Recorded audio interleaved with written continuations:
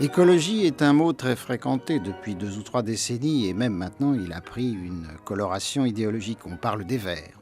Les Verts ont dans certains pays un poids politique, ils représentent tant pour cent de l'électorat, dit-on.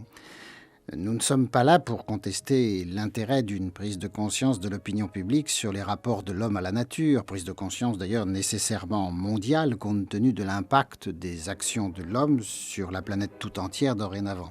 Non, nous ne sommes pas là pour contester le bien fondé d'une telle attitude, mais nous allons nous intéresser ici davantage à l'aspect scientifique de la question. L'écologie, c'est aussi une science. C'est une science pluridisciplinaire, une science du complexe qui porte sur la compréhension des différents niveaux d'organisation des cycles naturels. Alors nous allons procéder du local vers le global dans cette série. Évidemment, on pourrait procéder à l'inverse, mais je crois qu'il est préférable de s'y prendre de cette façon, en élargissant progressivement notre regard. Alors aujourd'hui, Alain Tamillier, nous allons considérer la plus petite unité écologique. On en entend d'ailleurs très souvent parler. On entend parler de niche écologique. Mais qu'est-ce que ça recouvre exactement ? Il faut d'autant plus préciser la signification de ce mot que le mot porte à confusion. Alors, je commencerai par dire ce que niche écologique n'est pas. Quand on parle de niche, on sous-entend ou on croit tout de suite qu'il s'agit de nid, donc de reproduction. Il n'y a aucune relation entre la notion de niche écologique et les problèmes de reproduction. Il n'y a pas de relation systématique du tout. Alors, je vais maintenant donner la signification de ce qu'est la niche écologique et je dirais qu'elle est l'élément de base indispensable pour comprendre le fonctionnement d'une communauté animale. D'une communauté animale ou végétale d'ailleurs. Bien entendu, merci. D'une communauté d'êtres vivants, bien entendu. C'est-à-dire que c'est par la niche, par cette notion de niche écologique que l'on arrivera, et uniquement en passant par elle, d'une façon ou d'une autre, qu'on arrivera à comprendre le fonctionnement de ces communautés. Pour nous permettre de mieux comprendre et de ne plus tomber dans ce panneau de la terminologie, est-ce que vous pouvez décrire ce qu'est une niche, en prenant des exemples concrets ou métaphoriques ? Bien, donc je dirais d'abord que la niche écologique est la caractéristique fonctionnelle de toute espèce dans une communauté vivante. Caractéristique fonctionnelle, ça signifie que chaque espèce va avoir, au sein de la communauté dans laquelle elle vit, chaque espèce a une fonction particulière, on pourrait dire elle a une profession. Odum, qui est un grand écologiste nord-américain, a défini la niche écologique comme étant précisément la profession d'une espèce. Et cette notion de niche s'oppose à la notion d'habitat, qui est en fait, on pourrait simplifier les choses, qui est le type de milieu auquel l'espèce en question est rattachée. Ainsi, une espèce est rattachée à un habitat, et à l'intérieur de cet habitat, elle a sa fonction qui s'appelle sa niche écologique. Par exemple, est-ce que vous pouvez nous donner quelques éléments concrets nous permettant de comprendre ? Je prendrai, peut-être pour commencer, je ferai une métaphore. Imaginons une petite ville avec un certain nombre de rues au milieu de la ville qui sont les rues commerçantes. Et dans ces rues commerçantes, on va trouver un certain nombre de magasins. Il y a un marchand de chaussures, il y a un marchand de légumes, il y a un marchand de livres, et ainsi de suite. On peut dire que chacun de ces commerçants a défini sa propre niche en disant « moi, je vends des chaussures, moi, je vends des livres, moi, je vends des salades ». Et ce faisant, ils se sont spécialisés. Et c'est en se spécialisant qu'ils ont répondu à cette notion de niche écologique. Si maintenant j'arrête cette métaphore et je prends un exemple dans le monde vivant, on va prendre un exemple dans le monde animal, je vais comparer trois espèces d'oiseaux qui sont par exemple des hérons, trois espèces de hérons qui nichent à peu près au même endroit, mais qui, pour éviter la compétition, vont utiliser les mêmes ressources alimentaires au départ, a priori, mais à l'intérieur de ces ressources alimentaires vont se spécialiser de façon à ne pas entrer directement en compétition les unes avec les autres. Ces 3 hérons vont se nourrir dans des milieux humides, mais l'un va se nourrir uniquement de larves d'insectes, l'autre va se nourrir uniquement de poissons, et le troisième va se nourrir peut-être de la même chose, mais au lieu de le faire le jour, il le fera la nuit. De sorte que ces 3 espèces, a priori en compétition puisqu'elles utilisent les mêmes milieux, ont en fait des niches écologiques sur le plan alimentaire ici, différentes, qui font qu'elles ont sur le milieu qu'elles occupent ensemble des fonctions qui sont différentes et qui évitent la compétition. Si je reprends votre exemple des différents commerçants et que j'essaye de comparer avec ce que vous dites à propos des hérons, par exemple, il s'agit là de quelque chose qui n'a finalement pas grand-chose à voir avec le territoire à proprement parler, puisqu'ils utilisent le même territoire, mais sur ce même territoire, sur ce même espace, ils ont une fonction différente, ou en tout cas ils différencient, ils se spécialisent dans la fonction. Alors, est-ce que ce que je dis là est juste? Absolument. C'est effectivement à ce niveau-là qu'il faut éviter la confusion. La niche écologique est indépendante. Elle n'a à la limite rien à voir avec la notion de territoire ou avec la notion, en tout cas, d'habitat. C'est ce dont on parlait tout à l'heure. La niche écologique, c'est bien la fonction. Et elle s'oppose à l'habitat. Encore une fois, Odum, cet écologiste nord-américain, a dit il y a à peu près une trentaine d'années, l'habitat c'est l'équivalent de l'adresse d'une espèce, alors que la niche c'est sa profession. Donc il faut bien garder à l'esprit cette dualité de notions et ne pas les confondre. Alors, est-ce qu'on peut se questionner sur la façon dont cette fonction fonctionne? C'est-à-dire, vous avez parlé là tout à l'heure en donnant l'exemple des hérons, vous avez parlé de la fonction alimentaire, en quelque sorte, la façon dont ces animaux se nourrissent. Mais je présume qu'une niche écologique doit se caractériser par un certain nombre de critères. Oui, j'ai pris un exemple tout à l'heure, qui était un exemple simpliste, mais c'était à dessein, de façon à bien situer les choses. Il est évident que la niche écologique d'une espèce se caractérise par un très grand nombre de paramètres, par un très grand nombre d'aspects. Et chacun de ces aspects a des valeurs qui changent, qui peuvent changer.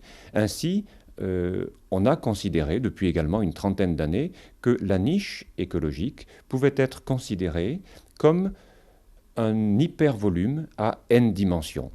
C'est un certain Hutchinson qui a lancé cette idée-là, et en lançant cette idée, il a permis une quantification mathématique de la notion de niche écologique. C'est-à-dire que cet espace à n dimensions va permettre dans chacune des dimensions, de donner des valeurs quantifiées à chacune de ces dimensions, et ensuite d'intégrer le tout dans un modèle qui permettra de donner une image globale intégrant l'ensemble de ces données pour une espèce. Ainsi, à partir de cette notion de niche telle que l'a définie Hutchinson, on va pouvoir, par exemple, donner une valeur pour le barycentre de cette niche écologique, c'est-à-dire en gros le centre de gravité. Et on va pouvoir opposer ces valeurs de barycentre, de niche écologique, entre différentes espèces.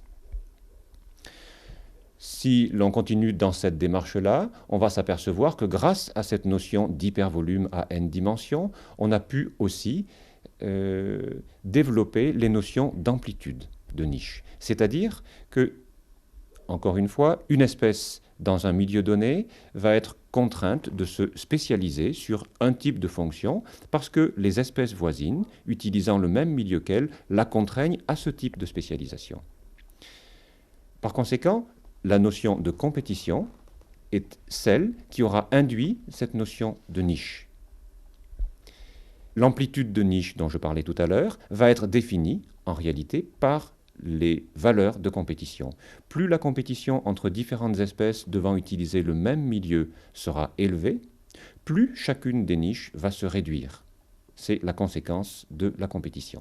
Donc, la niche écologique, dans son amplitude donnée, va permettre à une espèce de se spécialiser pour utiliser pratiquement elle seule des ressources précises dans un milieu donné. Et à côté d'elle, une autre espèce aura une autre fonction, une autre niche écologique, grâce à laquelle elle exploitera un autre type de ressources sur le même milieu, au même moment, mais sans entrer en compétition directe avec l'espèce précédente. En clair, la notion de niche écologique se rattache très étroitement à la notion d'espèce, à telle enseigne qu'on ne peut pas avoir dans un même milieu et au même moment deux espèces ayant la même niche écologique. C'est ce que l'on appelle le principe de l'exclusion compétitive. Deux espèces devant exploiter au même moment le même milieu pour les mêmes ressources s'excluent mutuellement. Si je reprends la métaphore que vous avez utilisée tout à l'heure de la fonction commerçante, et à la lumière de ce que vous venez de dire, je me dis qu'il y a des niches qui peuvent effectivement, qui tendent à s'étendre, à prendre de plus en plus d'importance, mais cependant, il ne doit pas y avoir l'équivalent d'un supermarché, c'est-à-dire des niches écologiques qui sont en quelque sorte polyvalentes et qui sont susceptibles de remplir plusieurs fonctions à la fois, voire toutes.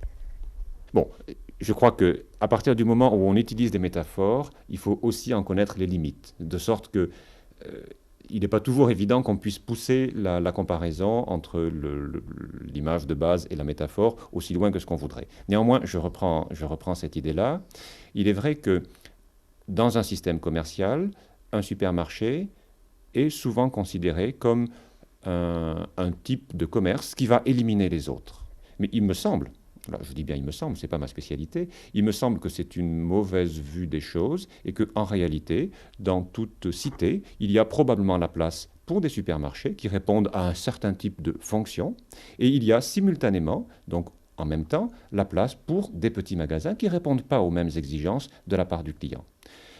Donc, l'image du supermarché par opposition aux petits commerçants n'est pas différente de celle qu'on a développée jusqu'à maintenant. C'est simplement une niche nouvelle qui a été définie compte tenu de besoins nouveaux de la part du client qui ont permis que le supermarché s'installe sans que pour autant tous les petits commerçants disparaissent. Dans la nature, on assiste au même phénomène. Dans certains cas, pour des raisons qui sont quelquefois bien connues, dans d'autres cas qui ne le sont pas, on voit des niches qui s'élargissent pour certaines espèces, au détriment de niches d'autres espèces qui se réduisent. Ce sont les phénomènes de compétition qui permettent, qui garantissent le bon ajustement des niches les unes par rapport aux autres.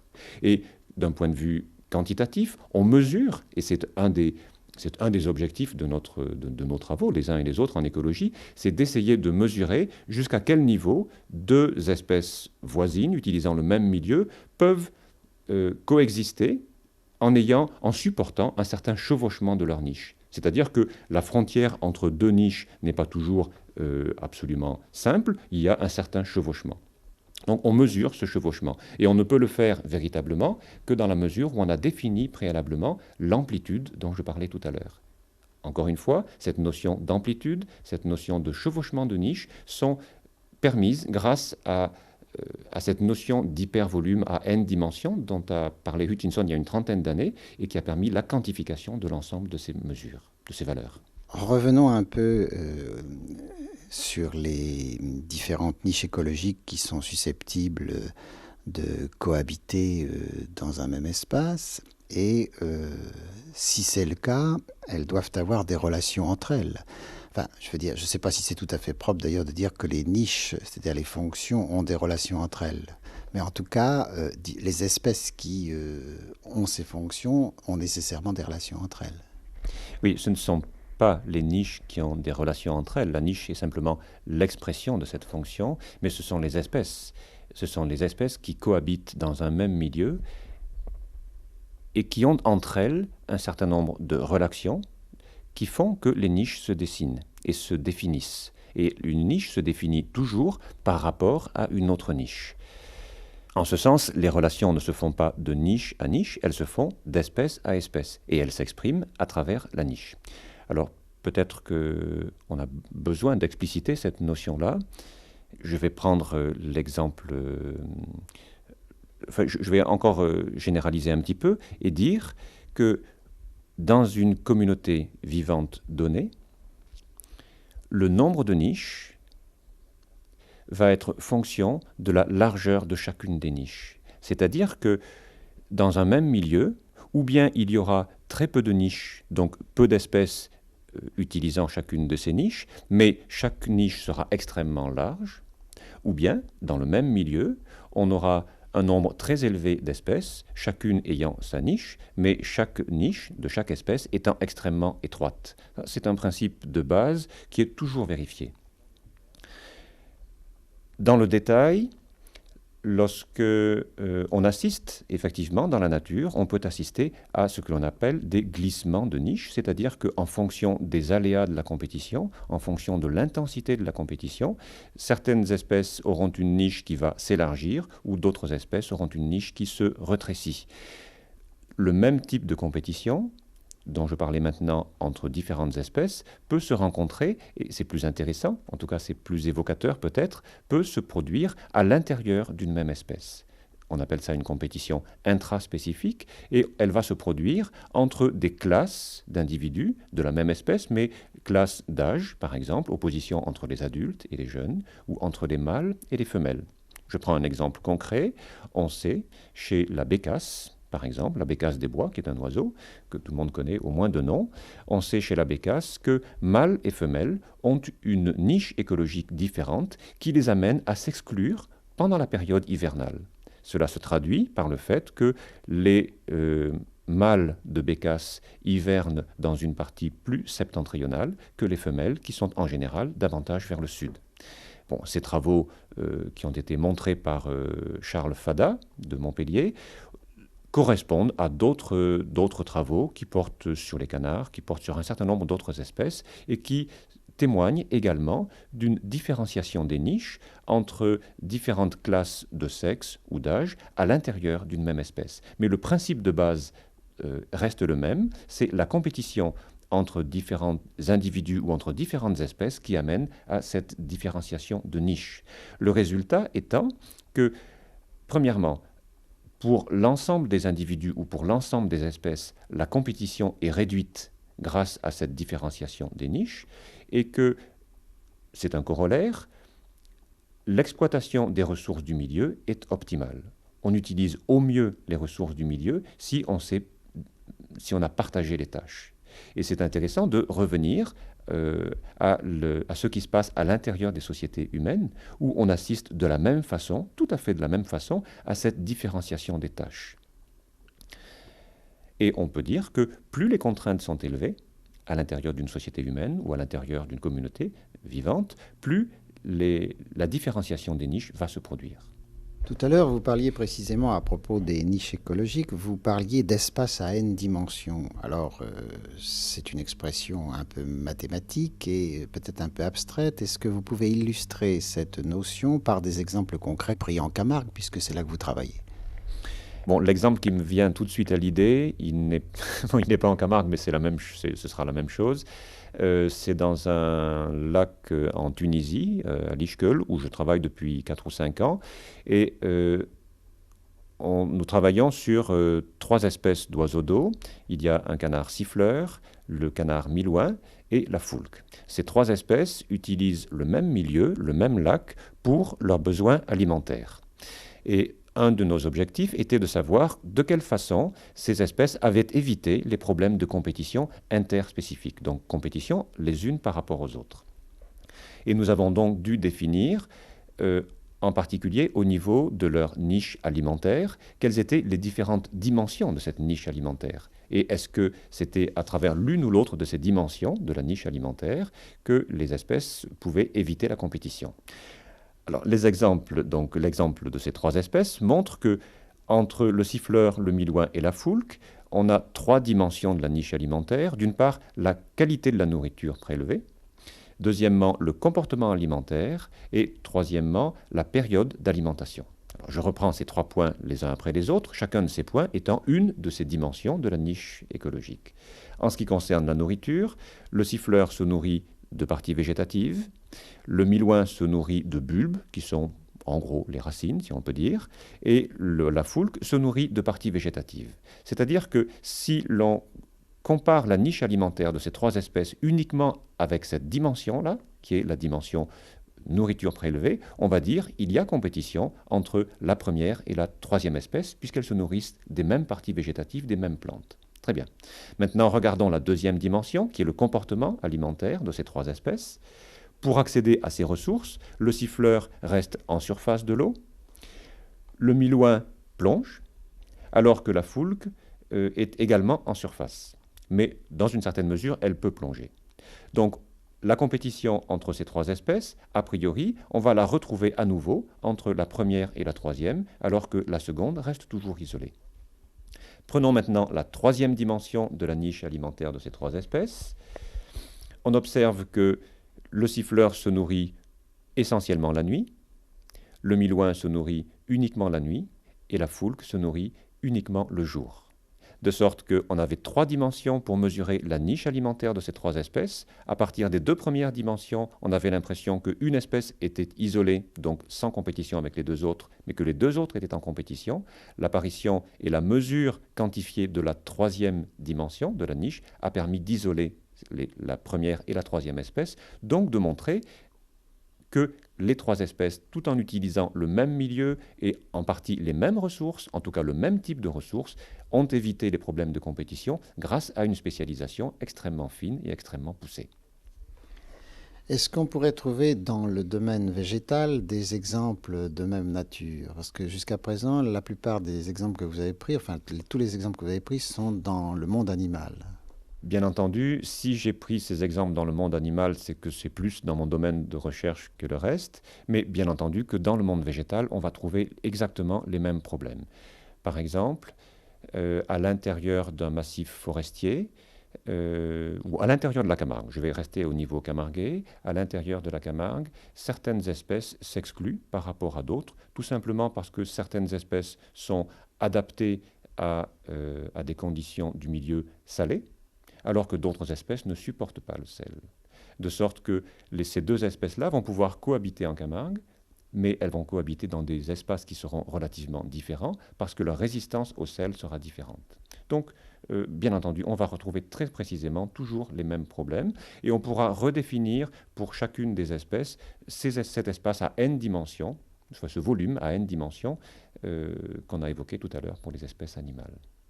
Jusqu'à présent, on a parlé d'espace finalement, c'est-à-dire la façon dont les différentes niches peuvent fonctionner dans des espaces déterminés. Est-ce que la notion de durée, la notion de temps peut avoir un sens ou une influence? Oui, les n dimensions de l'hypervolume de la niche, elles portent dans tous les domaines. Donc dans le domaine temps, on peut avoir aussi une dimension importante. Je reprends un exemple. La Camargue est utilisée par deux espèces de canards, des petits canards, ce sont des sarcelles. D'une part la sarcelle d'été, d'autre part la sarcelle d'hiver. Ce sont deux espèces totalement différentes, deux espèces bien individualisées, je veux dire, mais qui ont en fait des exigences alimentaires, et plus qu'alimentaires, des exigences écologiques en général, qui sont extrêmement voisines. L'analyse de la distribution de ces espèces montre qu'elles ne sont jamais ensemble au même moment. On a ici une illustration très claire de ce principe d'exclusion compétitive dont on parlait tout à l'heure. Deux espèces qui pourraient être ensemble, qui pourraient utiliser ensemble les mêmes milieux, qui ont en fait les mêmes niches, en gros la même niche écologique, mais qui en fait ne sont précisément jamais ensemble. Et ce qui se passe, c'est que ces deux espèces utilisent les mêmes milieux, avec la même fonction sur le milieu, mais à des moments différents. La sarcelle d'été transite par la Camargue, on la voit pendant les mois à la fin de l'été, au début de l'automne, et dès le mois de septembre, à la fin du mois de septembre, toutes les sarcelles d'été ont quitté la Camargue et elles sont allées rejoindre leur quartier d'hiver en zone tropicale, en Afrique tropicale. À ce moment-là, arrivent en Camargue les sarcelles d'hiver qui s'y installent pour tout l'hiver. D'ailleurs, tout à l'heure, quand vous parliez des trois espèces qui vivent dans le lac tunisien, en se nourrissant tantôt le jour, tantôt la nuit, d'une certaine façon, il y a aussi là une dimension temporelle. Est-ce qu'il est raisonnable de dire finalement, pour conclure, que la niche écologique est une unité fonctionnelle de base? Tout à fait. Tout à fait. C'est l'élément de base qui a une signification fonctionnelle précise par laquelle passe impérativement, nécessairement, toute analyse du fonctionnement d'une communauté animale ou végétale. On ne peut pas passer outre cette notion-là. Et c'est une très grande découverte qui a été faite, encore une fois, il y a une cinquantaine d'années dans cette notion, en définissant cette notion de niche. Et c'est une très grande découverte qui a été faite il y a maintenant 30 ans, lorsque Hutchinson a pu donner les éléments qui permettent de quantifier précisément les différentes dimensions de cette niche.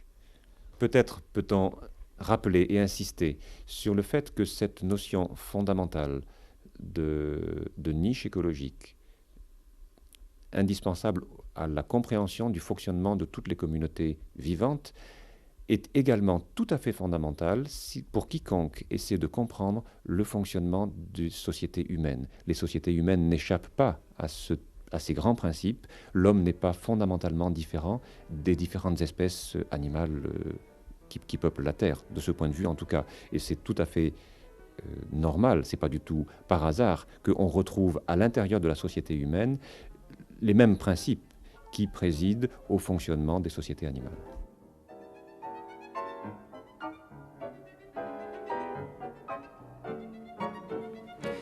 Et donc, c'est tout naturellement que la prochaine fois, comme prévu, nous allons élargir notre champ d'observation pour essayer de comprendre ce qu'on appelle un écosystème.